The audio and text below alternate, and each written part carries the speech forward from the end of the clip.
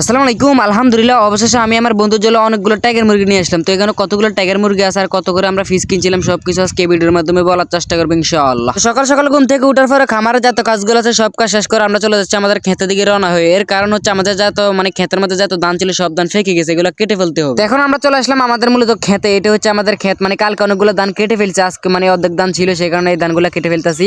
তো কাটা আর দুই একদিন পরে কাটা হইলো আর কি। মূলত আমাদের এলাকায় মেঘ মেঘ ভাব, যে কোনো সময় বৃষ্টি হতে পারে, সেই কারণে মূলত আমরা এই ধানগুলো কেটে ফেলতেছি। আর আমাদের ধানগুলো মাশাআল্লাহ এবার খুব ভালো হয়েছে, শুধু আমাদের না আমাদের এলাকায় সবার ধান ভালো হয়েছে। তো আপনাদের এলাকার ধান ভালো হয়েছে কিনা অবশ্যই একটা কমেন্ট করে যান। তো এখন আমাদের এলাকার একটা ছোট ভাই আর কি, সে সবার কাজ করে দিত, আমার কাজ করে দিতেছে, তাকে 10 টাকা দিয়ে ভাড়া নিয়েছি, 10 টাকা দিছি আর কি। তো এখন আমরা চলে আসলাম আমাদের যে মুরগি নেওয়ার জন্য। তো মূলত এই মুরগিগুলো আমরা কিনছিলাম 60 টাকা করে, 62 টাকা করে বলছিলাম, 60 টাকা করে আনছি। তো এখানে 200 পিস মুরগি আছে।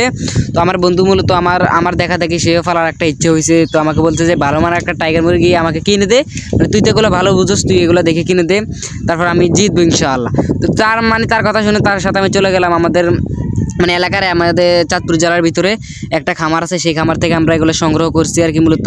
তো এই টাইগার মুরগি এখন আমরা বোরিংয়ে দিয়ে দিয়েছিলাম, সে উপরে হোবার আর কি, হোবার যে হিট দেওয়ার হোবারটা নাই, সেই কারণে আমরা একটা 200 ওয়াটের একটা লাইট লাগাই দিয়েছি, যেহেতু গরমকাল কোনো সমস্যা হবে না ইনশাআল্লাহ।